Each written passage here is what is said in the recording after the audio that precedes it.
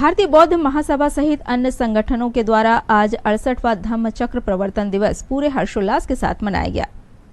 इस अवसर पर अंबेडकर तिराहा पर एकत्रित होकर सभी ने बाबा साहब की प्रतिमा पर माल्यार्पण किया और धम्म चक्र प्रवर्तन दिवस की बधाई दी। बौद्ध महासभा के प्रदेश उपाध्यक्ष रमेश लोखंडे ने बताया कि आज ही के दिन 14 अक्टूबर 1956 को डॉक्टर बाबा साहब अंबेडकर ने नागपुर की दीक्षा भूमि पर 5 लाख से अधिक लोगों को बौद्ध धर्म की दीक्षा ग्रहण कराई थी। उसी के तहत प्रतिवर्ष 14 अक्टूबर को धम्म चक्र प्रवर्तन दिवस मनाया जाता है।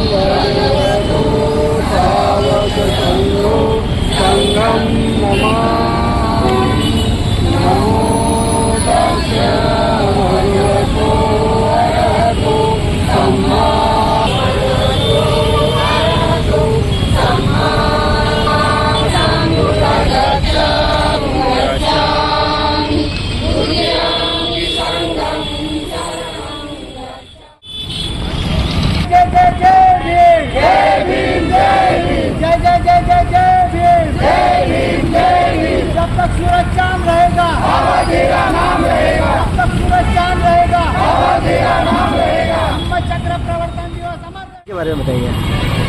आज यही दिन 14 अक्टूबर 1956 को डॉक्टर बाबा साहब आम्बेडकर जी ने बौद्ध धर्म की दीक्षा 5 लाख से अधिक उपासक उपासिकाओं को दी गई थी।